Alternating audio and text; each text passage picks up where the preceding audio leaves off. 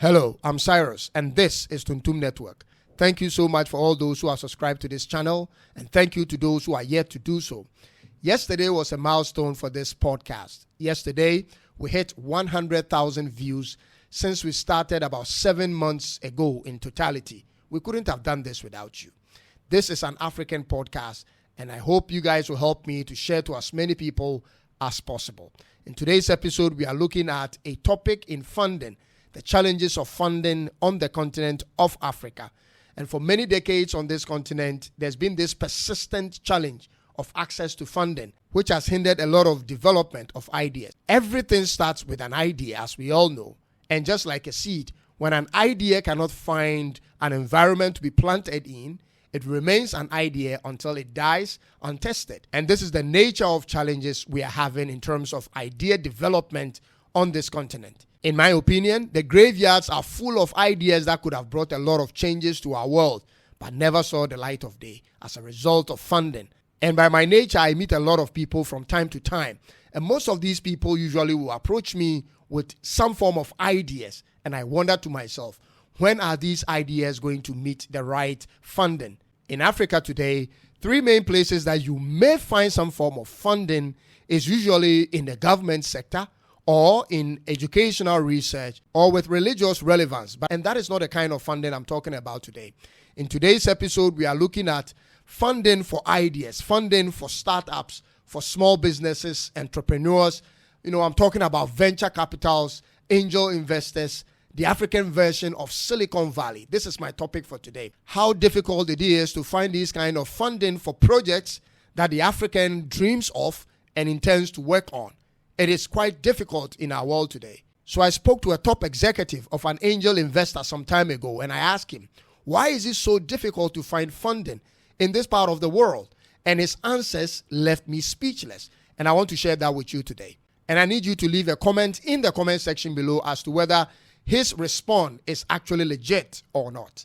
And now he starts by mentioning the lack of legal framework or regulation to supervise this type of industry in Africa. Now, per his assertion, it is not really wise for any financial provider or even a rich man whose main drive is to increase profit or revenue to get involved in an industry where there is little or no serious legal protection for their investment.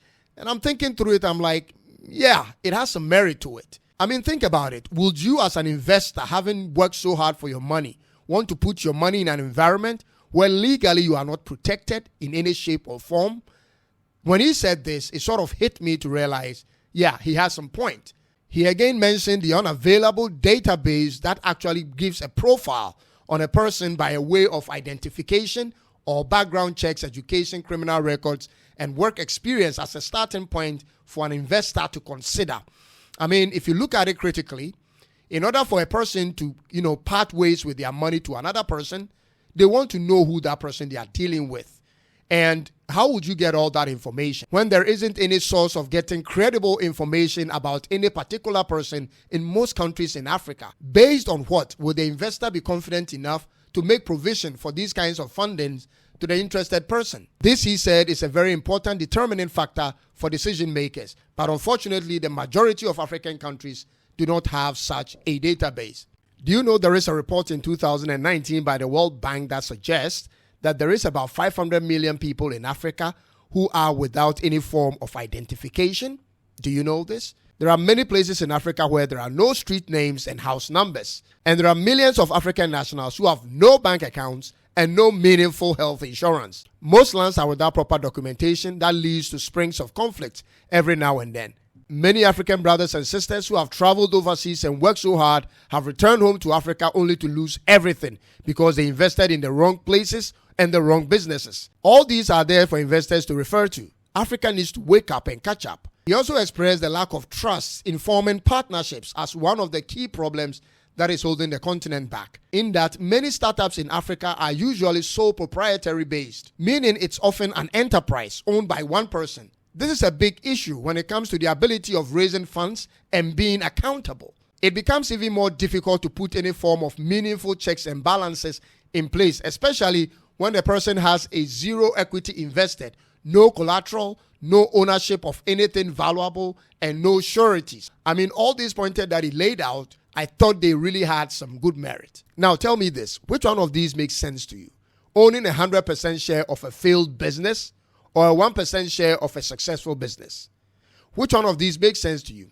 Owning 100% share of a business that makes you $100 on a monthly basis, or a 50% share of a business that makes you $1,000 on a monthly basis? I know it's sometimes scary to partner people, but our lack of trust and partnership in Africa explains the reason why most places in Africa you find a lot of shops, small shops scattered all over the streets, and none is actually making any real money. There are other challenges of political instabilities, politically motivated attacks, tribal and religious contentions, which play a major role in the minds of decision makers. When you travel through some places in Africa, it's glaring how religion and tribal misunderstandings have ruined our towns. How do you expect anyone to invest in such a place when the people who live in the town, after they have made some money, quickly relocate from that place? As a matter of fact, it is one of the major concerns of international fund managers in deciding where to go and which people to fund. However, in the face of these real challenges, these are a few proposed solutions that he also put forth as another way of looking at funding our projects in Africa by Africans. Take a look at these few. And this is one of the major solutions that he put forth, that we will have to start our own community-based crowdfunding platforms. Remember, there is nobody coming from anywhere to save us. So what he's suggesting is this: we'll have to start a pilot-based form of crowdfunding for our communities, where the community is invested in the projects that they want to take, that is purpose to provide a certain necessary service for the community. And this is what he's saying, that we throw up a crowdfunding system or a platform on community basis, and then we try to put out credible pictures and videos of projects that have been undertaken by these communities on the internet, and by so doing, we might attract other outside crowdfunding platforms to our support. And I thought it makes sense. There are other solutions that he shared with me, which I'm willing to share with you if you send me an email through the podcast email, which is tuntumnetwork@gmail.com. And for those of you who are looking for quite a substantial amount of money to start your project, there are several ways you could go about this. First, you may have to create your own website if you have the money and pitch your idea in a video demonstration of whatever you want to do. At least give them an idea of what you intend to do with how much money you are looking at and what you have on your own at that point. And then from there, you may attract a few people. Or else, you may use the existing platforms as Facebook or YouTube, and then also create a video pitching your idea. It's always about what people can actually see. Remember, they are far from where you are. So in order to be attractive, you will have to catch the eye of people who are close to these people who actually make decisions on where monies go. And how do you do this? It's either in pictures or in videos. Make it as authentic as possible and be willing and ready to give a portion of your businesses in the event any of these people reach out to you and are willing to partner with you. Or else, you may also consider looking for the email address of the people that you plan to target. Remember, some of these crowdfunding platforms are very huge.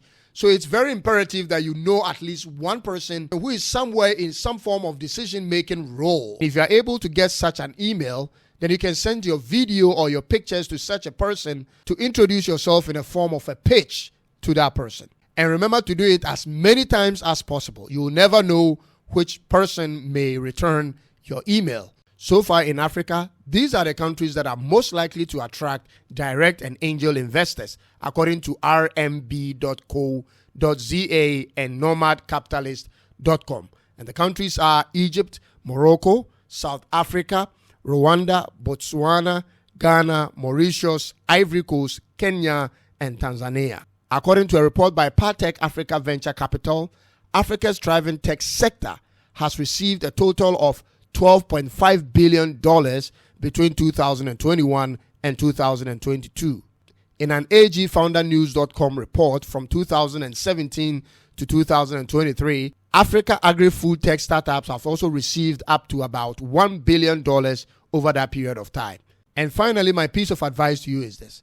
If you don't know how to write a proper business proposal, I suggest to you, you learn it or you get somebody who can do it for you. But all the same, you should be able to get a proper business proposal in addition to the pitching in the video or the pictures that you may be supplying to whoever you want to see. Thank you so much for being a part of my podcast. Until I come your way again, please remember to subscribe, like, share, leave a comment if you have to. I'll see you again. It's bye-bye for now.